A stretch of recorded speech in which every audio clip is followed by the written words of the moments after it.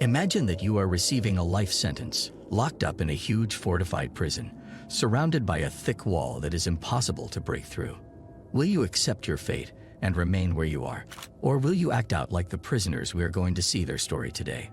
These prisoners were dangerous criminals who had been given life sentences, and for this reason, they were housed in a heavily guarded prison.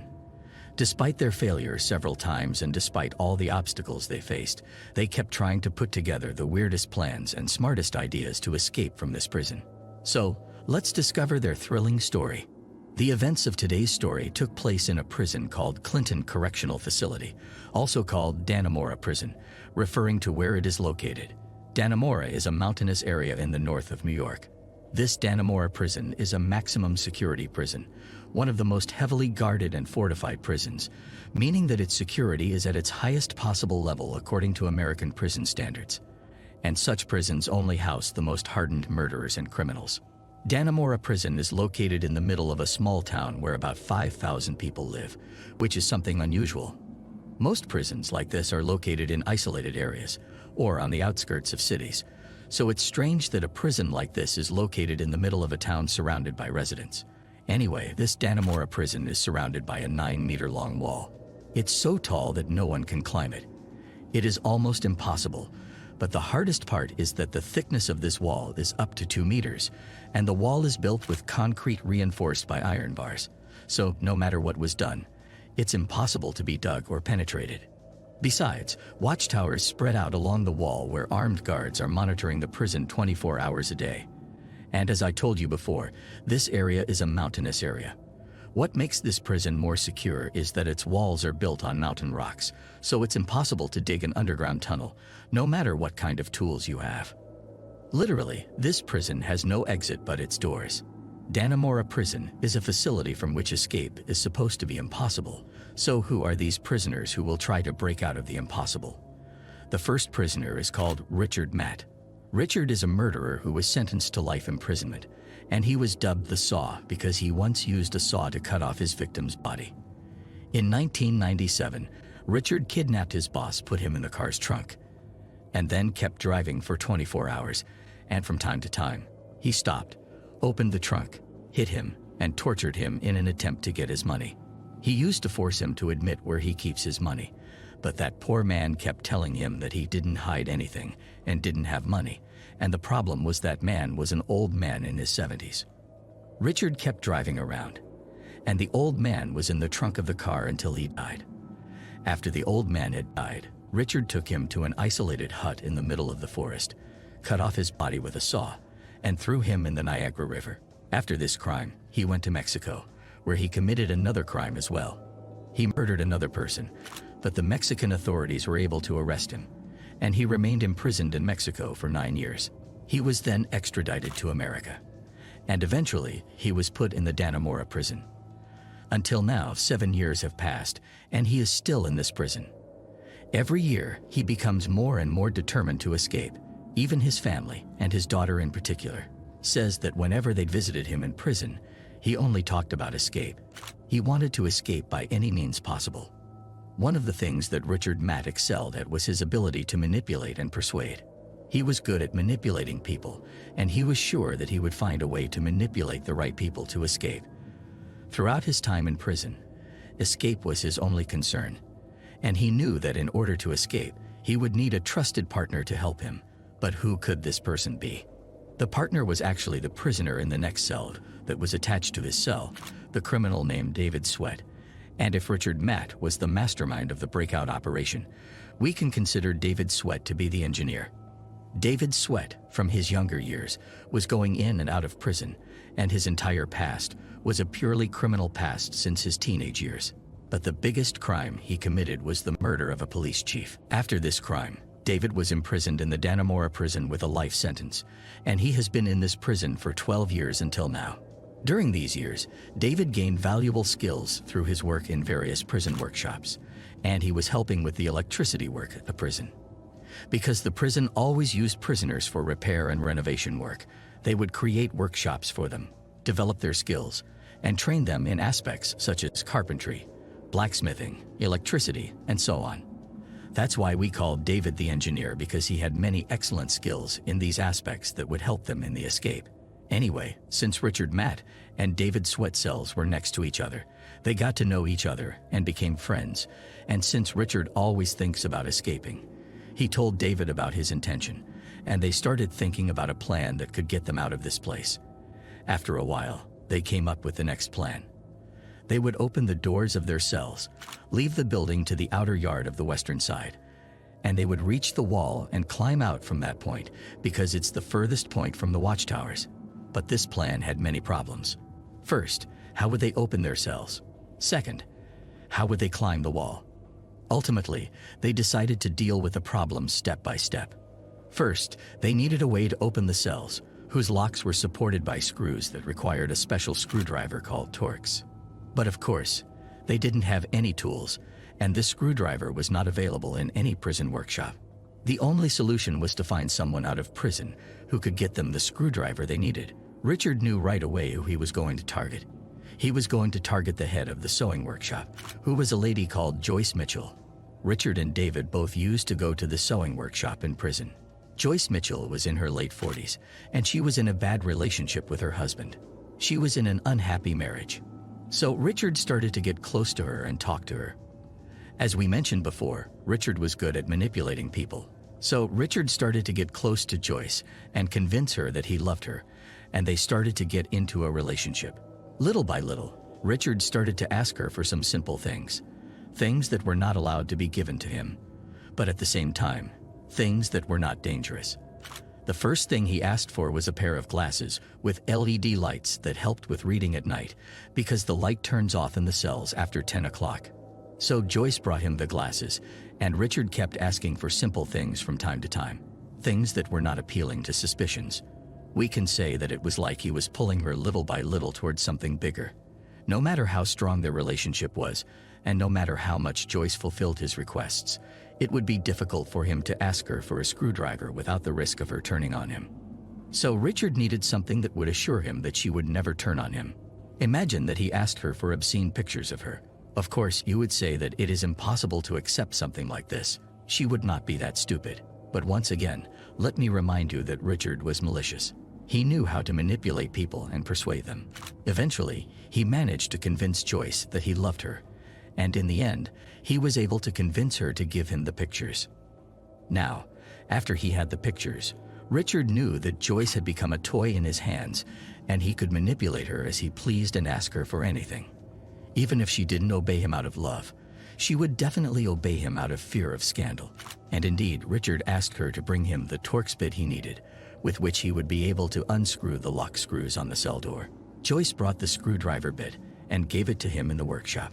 But now, Richard's next task is to smuggle it from the workshop to the cell, because when the prisoners leave the workshop, they are thoroughly searched with metal detectors. So how can Richard avoid the search without being discovered? Imagine that Richard had a headphone. It was allowed for the prisoners to use such things in their lives inside the prison.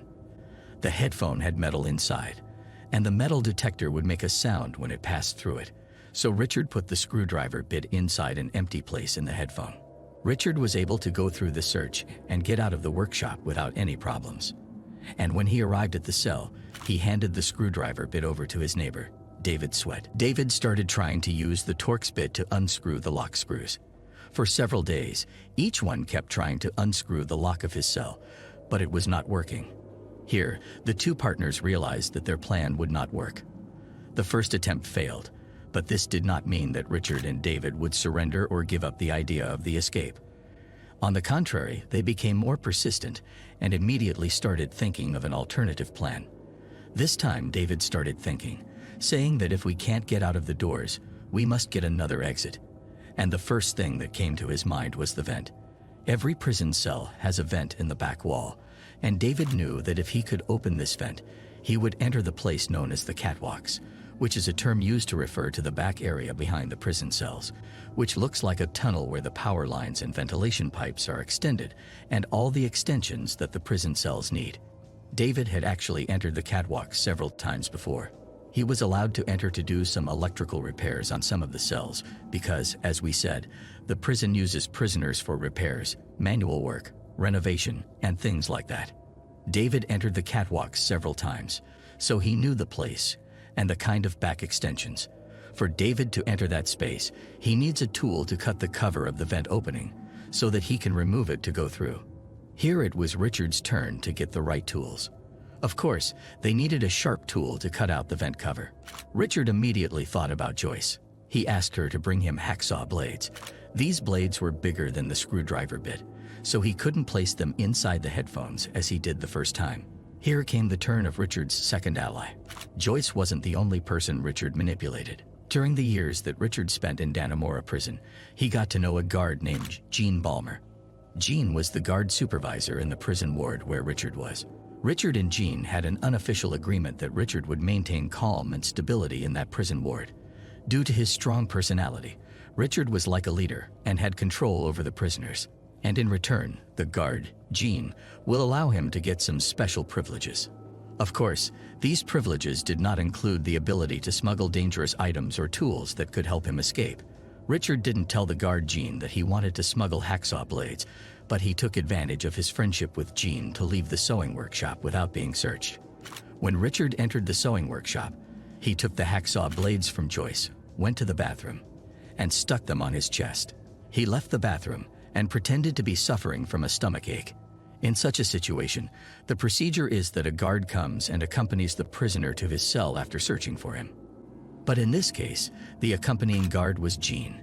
Gene accompanied Richard and let him get out of the workshop and return to his cell without being searched with a metal detector, because they were friends, as we mentioned before. However, Gene didn't know that Richard was smuggling hacksaw blades.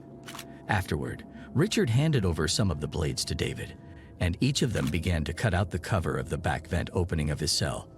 Of course, they were keen to cut at noisy times when there was more disturbance, especially at night, when some prisoners are watching television in the movie room, while other prisoners are playing card games and others are still working in the kitchen. The disturbance should be as loud as possible so that no one can hear the sound of the cutting. After 3 weeks of cutting, David managed to cut the opening cover of his cell back vent completely, while Richard was still working on it. Before David goes down to the back space or the catwalks, he has to do a little trick as camouflage. So that no one would discover his absence, he takes clothes and puts them under the quilt and shapes them in a way that gives the appearance of someone sleeping on the bed and covers it with a blanket completely, which was allowed and normal in New York prisons. There was no law that forbids prisoners to cover their entire body while sleeping. And of course, at the same time, Richard will keep an eye on the place, and his mission is to distract any guard who may approach David's cell and suspect that something is happening. So every night before bedtime, the guards do the final check for the prisoners, and every prisoner must be in his cell. After that, they turn off the lights and every prisoner sleeps. After the final check is done and the lights are turned off, David immediately gets out of the cell through the opening of the back vent. From the first night, David went down to the catwalks. He was able to crawl until he reached the ladder that leads to the underground tunnels, which are a large tunnel network located under the prison through which huge pipes are extended, such as steam pipes that are used for heating during the winter, as well as water heaters and other things that need to be extended in large spaces. This tunnel network was a huge space, to the point that David didn't know exactly where to go. He was even surprised that there were no doors or partitions separating these tunnels. All of them were open to each other and were extended under the entire area of the prison. David began to go down every night from his cell and discover these underground tunnels, looking for a way out. But after several nights of exploration, David realized why there were no doors or partitions to separate these tunnel networks. It is true that the tunnels are open to each other, but there is no way to get out of them. All of them are a huge closed network to each other without a way out. After a week, Richard finally managed to remove the cover of the vent opening of his cell.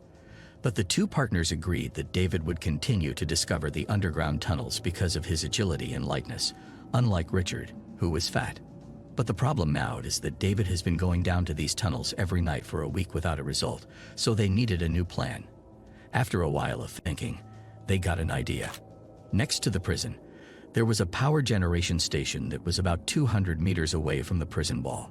This station extended the prison with energy and steam. So if David could find the pipes that lead to the power station, he could find a way out. David kept exploring these pipes for several additional nights until he finally reached his goal. David found two large steam pipes, labeled in and out. The pipe labeled in is the one that leads the steam from the power station to the prison, and the pipe labeled out is the one that gets the steam from the prison to the power station. David kept following these pipes for a long distance under the prison, hoping that in the end, it would lead to the power station. He hoped that this way would pass under the huge walls of the prison.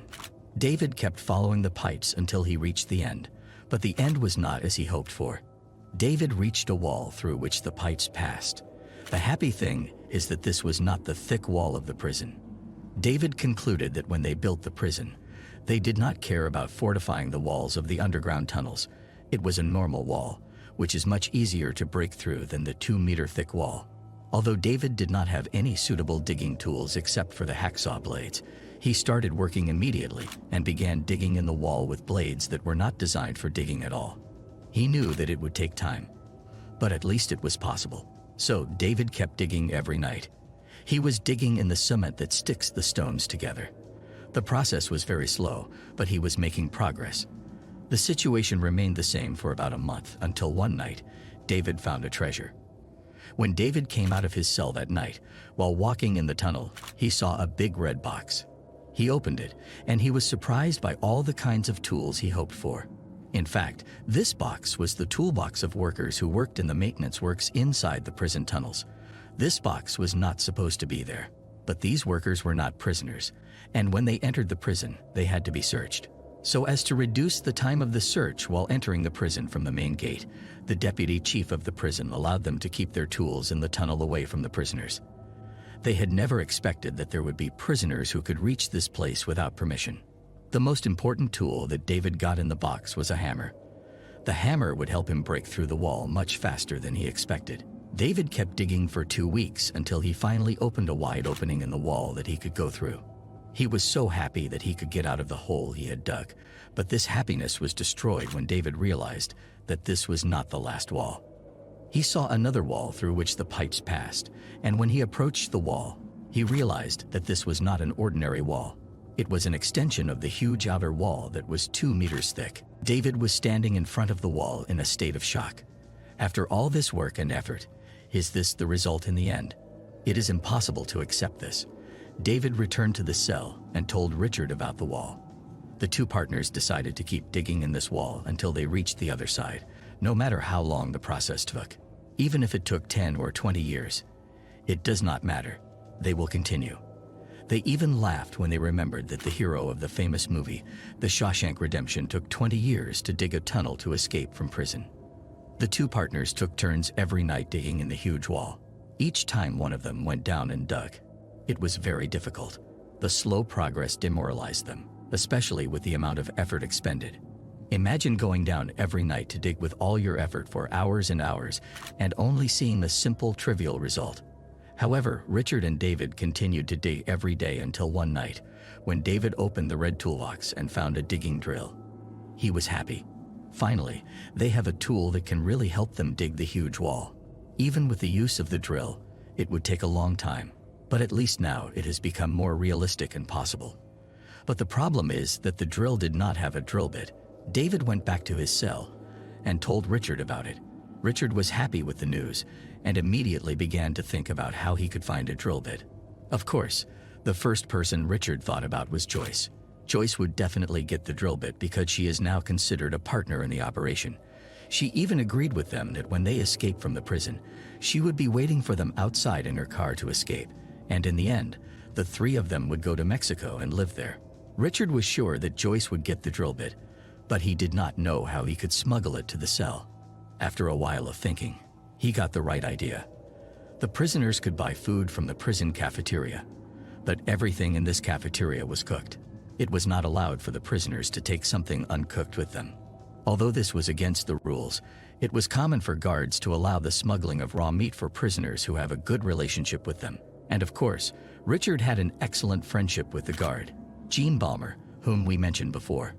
Richard told Joyce to bring drill bits, put them inside raw meat, and then freeze the meat and give it to the guard, Jean, to deliver it to him. Indeed, this is what happened. Joyce followed Richard's instructions, put the drill bits inside the meat, and handed over the meat to the guard, Jean, who took it from her and delivered it to Richard. Of course, Jean did not know that this meat had drill bits inside. He knew that what he did was against the rules and that smuggling such things to the prisoners was forbidden, but he did not know that he was helping Richard escape.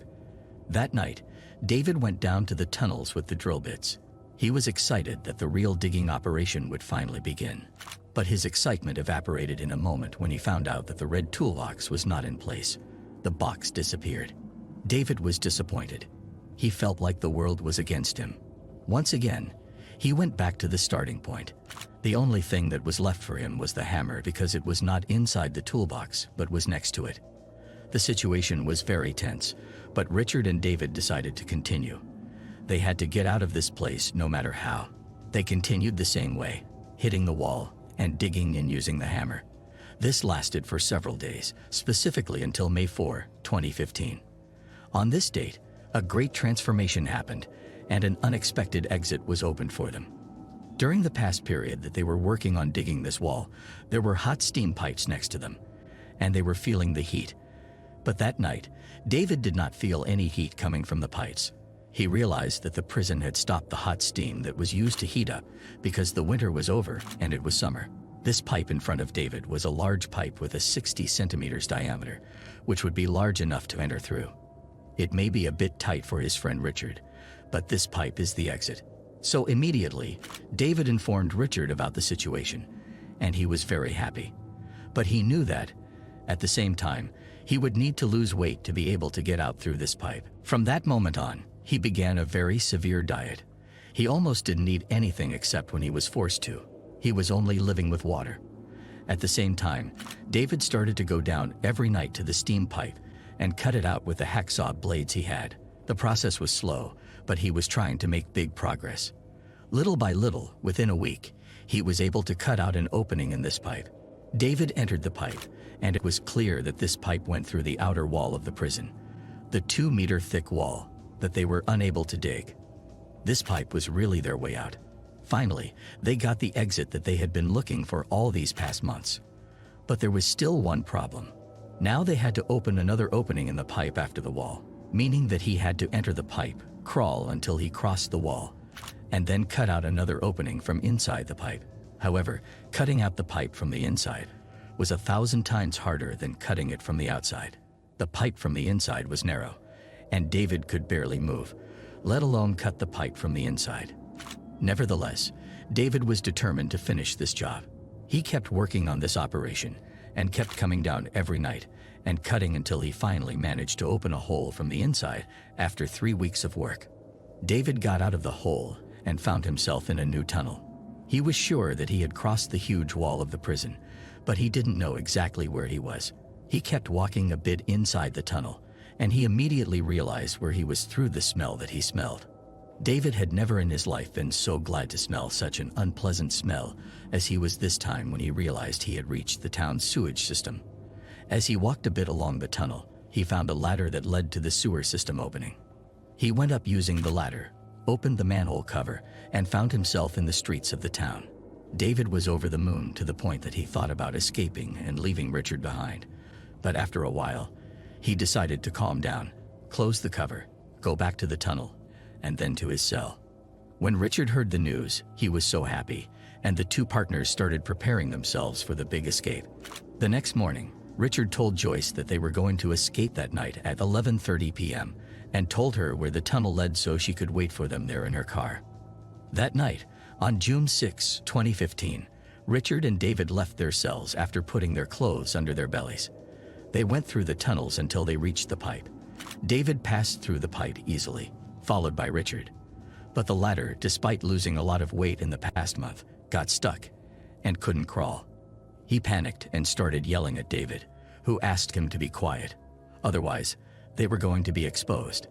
David tried to calm him down and threw him a bedsheet that they had taken from the prison, trying to pull him.